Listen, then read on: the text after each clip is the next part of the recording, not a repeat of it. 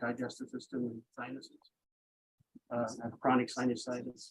Which is why you wear the mask. Yes, I can't be around. I'm real leery of germs. I Sexual assault of a have child served on colitis. March 20, 2019, CR 8528, State of Texas versus Arthur Scarborough. Could I have parties announced for the record for the state? Michael Villery off the state. Matt Thanks. Stolhansky from Mr. Scarborough. And are you Mr. Scarborough? Showing you what's entitled motion to enter adjudication of guilt and revoke community supervision. Did you review that document with your attorney? Did you understand it? Are you the same Arthur Scarborough who was placed on deferred adjudication in 2019, CR 8528, for the offense of aggravated sexual assault of a child on March 28, 2022 for a period of 10 years? Is that you? Yes, State? Violated conviction number 13B on or about the 24th day of August 2022 in Bexar County, Texas. The defendant, Arthur Etoku Scarborough, defendant there failed to comply with the instructions of the Bexar County Community Supervision and Corrections Department Sex Offender Program, and that the defendant failed to comply with the instructions of Lone Star Offender Treatment Program, his court order sex offender treatment program, and that the defendant was suspended from sex offender treatment for failing to admit responsibility for his offense in violation of condition number 13. How do you think to that? True or not true? true. And the state would waive and abate the remaining allegation. Did you understand by pleading true to violation of condition 13B? Court could find it true, grant the motion, find you guilty, and sentence you to life in prison and up to $10,000 fine. Yes, Your Honor. Knowing that, do you still wish to plead true to 13B? Yes, Your Honor. Court will find 13B true.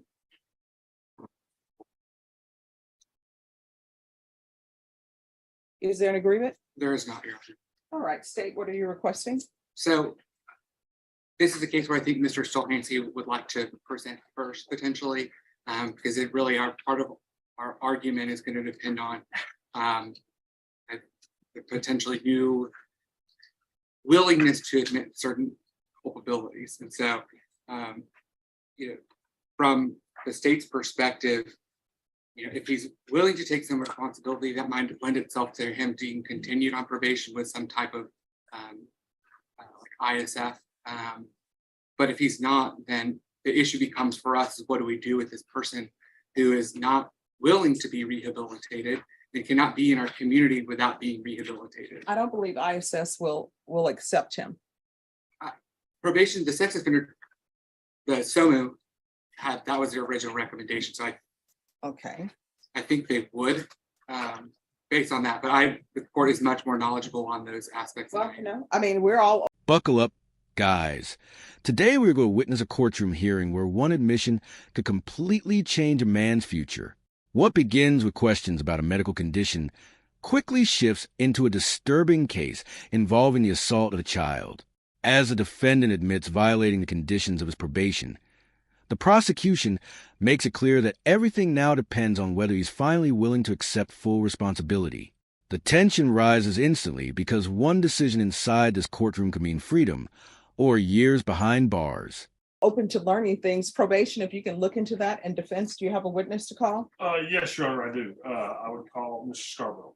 All right, can you raise your right hand for me, please? Do you solemnly swear or affirm the testimony you give will be the truth and nothing but the truth, so help you God? I do.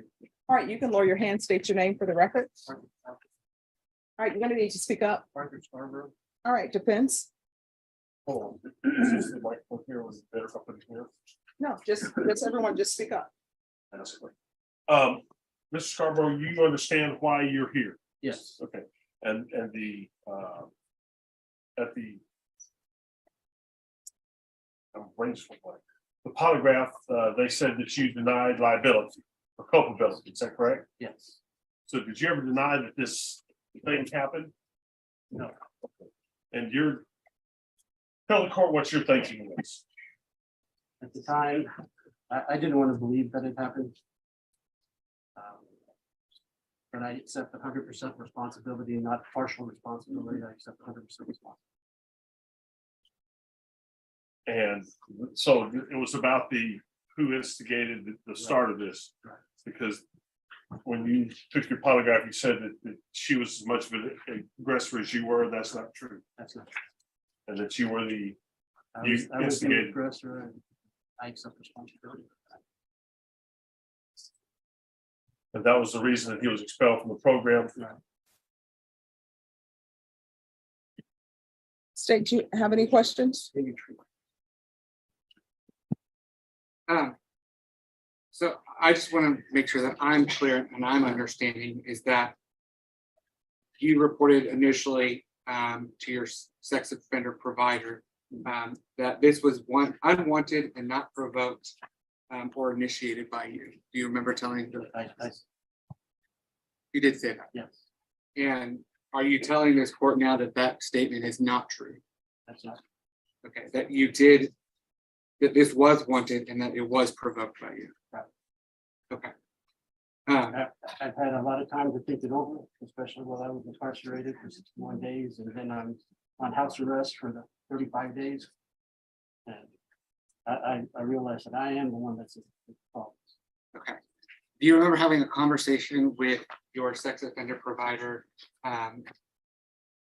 Ms. Vicki Elliott, and her giving you that opportunity to say the truth? Yes, and at that time, I didn't want to believe that that was the truth.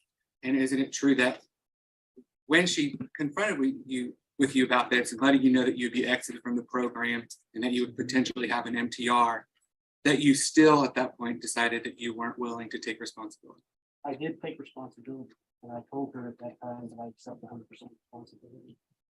But I still stuck to the story that I wasn't 100% at fault as the aggressor. But I realized after thinking it over for so much time that I'm 100%. Okay. But you also I accept the responsibility, and I wish to continue the truth.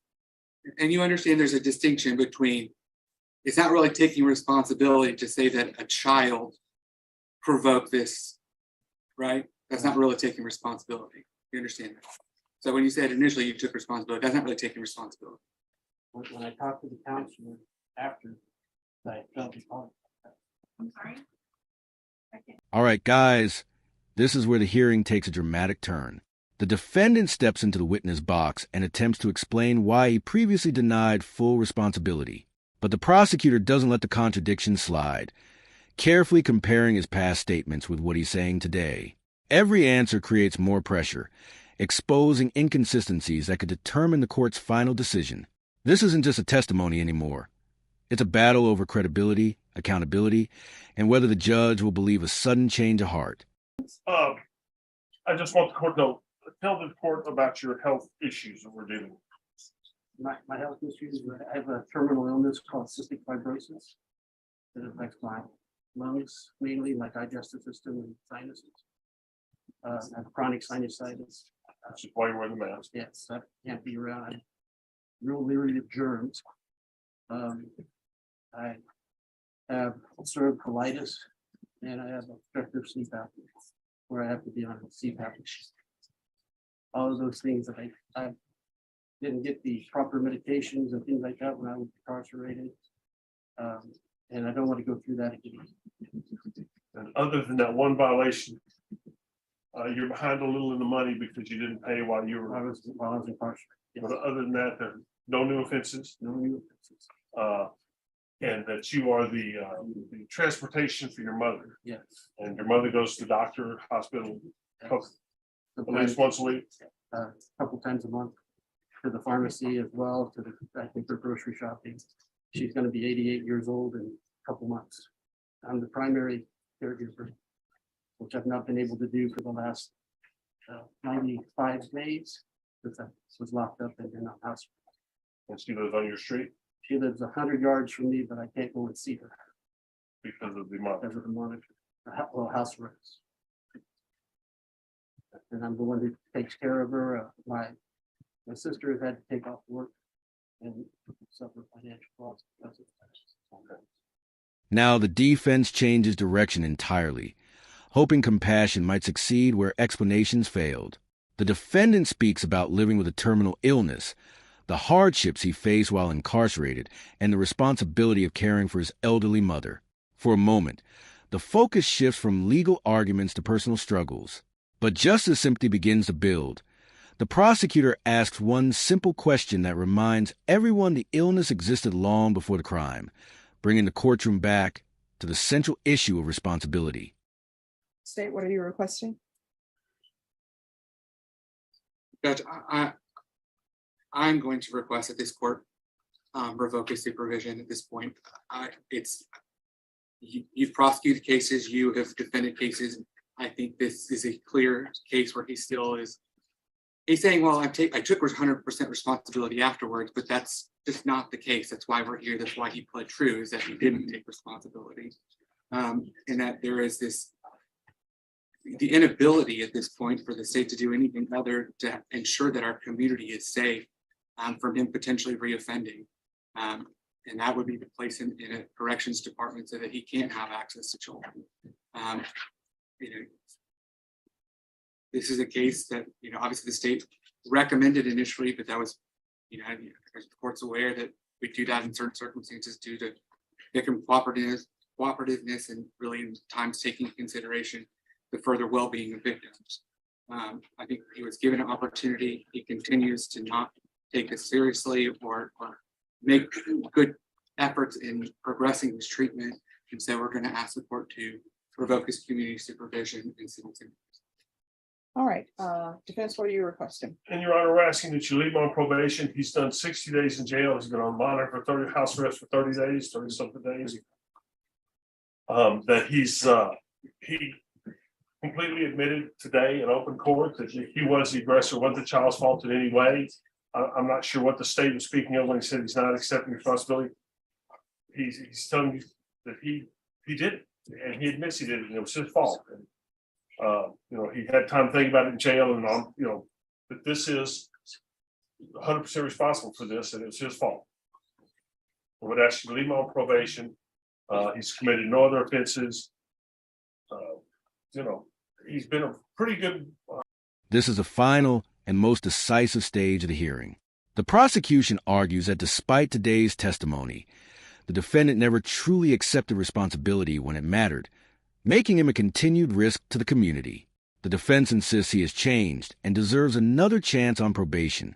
After considering both sides, the judge delivers a ruling that brings the courtroom to complete silence, a guilty finding, probation revoked, and a 10-year prison sentence. Justice is spoken and the consequences are now final. If you found this courtroom breakdown informative, make sure to like this video, subscribe to the channel, and turn on notifications so you never miss our next case analysis. Thanks for watching, and we'll see you in the next video.